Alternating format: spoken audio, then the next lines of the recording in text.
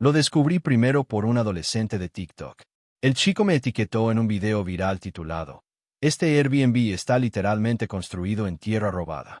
Al principio pensé que era una broma hasta que vi el inconfundible muelle que había construido con mi difunto abuelo en 2009. Y detrás, 6 cabañas rústicas de lujo ecológico que nunca había visto en mi vida. Cada una tenía luces de hadas colgadas, nombres temáticos como Trout Haven y carteles laminados de bienvenida que ponían "propiedad de Crystal Bay Joa", lo cual era interesante considerando que nunca me uní a la Joa. Nunca aprobé una sola cabaña y desde luego nunca autoricé a Margaret Petton a convertirse en la autoproclamada directora del resort de Northshore. Me llamo David Carlson y poseo 11 acres de terreno junto al lago cerca de Crystal Bay Stats, una urbanización cerrada llena de tablas de pádel, agresividad pasiva y entitlement de clase media alta. Vivo tranquilamente en una casa moderna en forma de A apartada del drama constante de la Joa.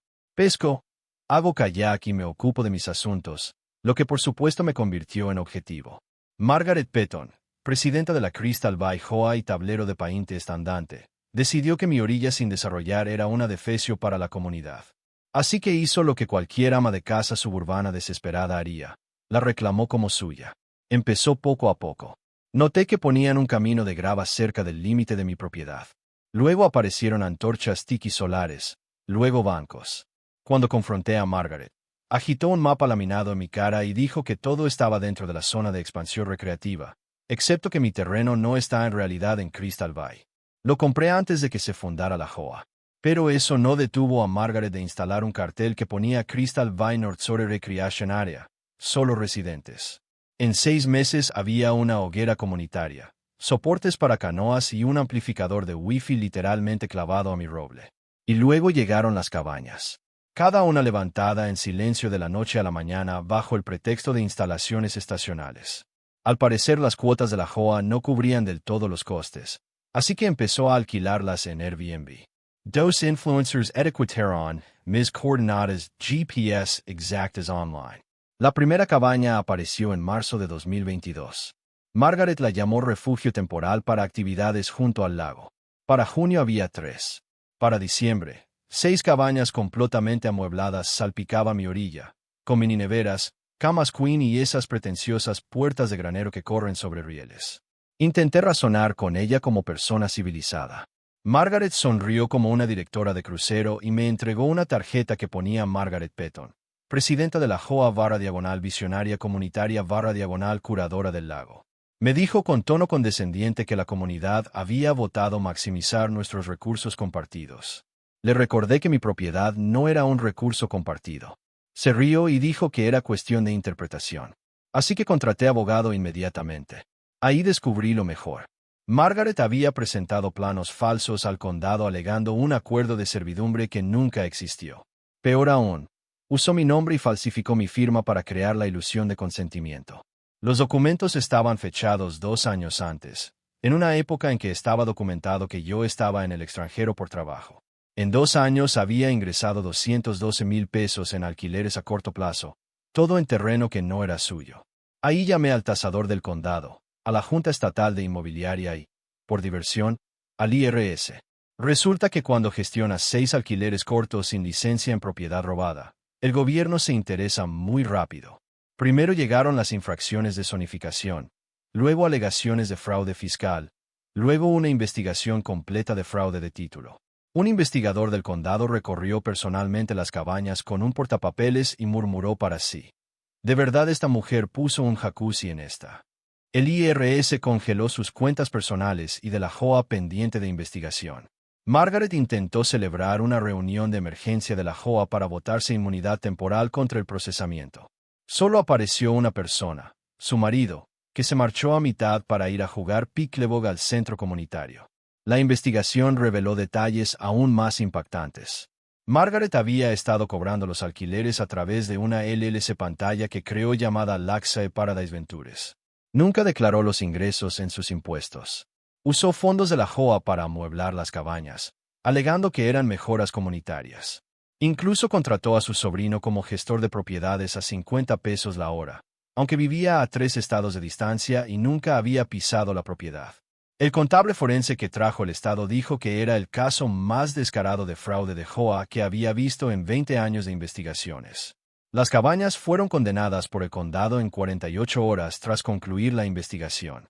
El condado trajo bulldozers mientras Margaret gritaba desde un Segway alquilado que aquello era genocidio comunitario. Intentó encadenarse a una de las cabañas, pero desistió al darse cuenta de que se había olvidado la llave del candado en casa. Ahora enfrenta cargos graves por fraude inmobiliario, evasión fiscal y daños criminales con iluminación decorativa, que al parecer es un cargo real en nuestro estado. Las reseñas de Airbnb fueron eliminadas de la plataforma excepto una que decía, acceso increíble al lago. Lástima lo del registro del FBI.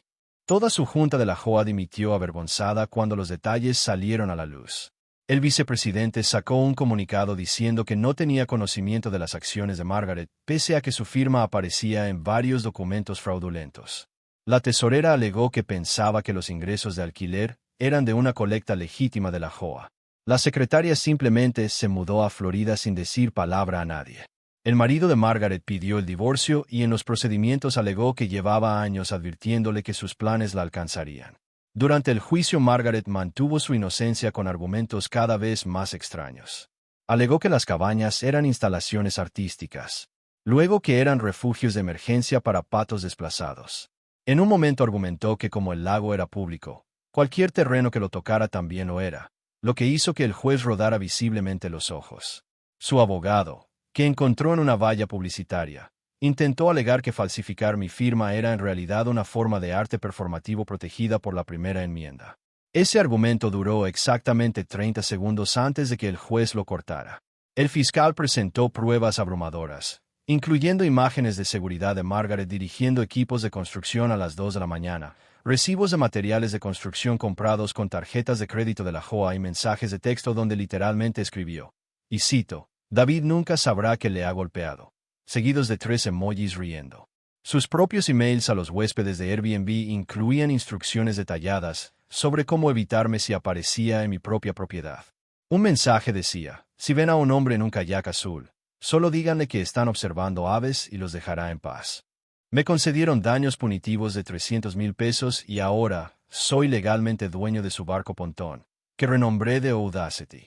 El juez también ordenó que pagara mis honorarios legales, que ascendieron a otros $47,000. Margaret tuvo que vender su casa en Crystal Bay para cubrir los costes. Ahora dirige una triste tienda Etsy llamada Lake Life Dreams, desde un estudio a 14 millas tierra adentro donde vende piedras pintadas con frases motivacionales. Su única clienta parece ser su madre. La Crystal Bay JOA eligió un nuevo presidente, un coronel de marines retirado con cero tolerancia a fraude o luces de hadas. Inmediatamente disolvió todos los comités de Margaret, incluyendo el Consejo de Embellecimiento de la Orilla y la Junta de Mejora Acuática, que eran solo Margaret y sus amigas planeando más construcciones ilegales. También instauró comprobaciones de antecedentes obligatorias para todos los miembros de la Junta y exigió que todas las decisiones financieras fueran aprobadas por al menos el 75% de los propietarios. En cuanto a mí, puse un nuevo cartel en el muelle que dice, propiedad privada. TikTokers bienvenidos. Karen serán procesadas. El adolescente que me alertó primero de las cabañas recibió un pase vitalicio para pescar en mi muelle. También instalé cámaras de seguridad cubriendo cada centímetro de mi orilla por si otra Margaret tiene ideas brillantes. Toda la odisea me enseñó que a veces la mejor defensa contra una Karen de JOA es una buena ofensiva y un abogado muy minucioso. Margaret Petton fue finalmente condenada a 3 años en prisión federal por fraude electrónico y evasión fiscal más 5 años de libertad condicional. Cuando el juez leyó la sentencia se levantó y gritó que aquello era una conspiración de los grandes propietarios del lago para destruir a los pequeños empresarios. El alguacil tuvo que escoltarla físicamente de la sala mientras ella gritaba sobre su derecho constitucional a embellecer orillas.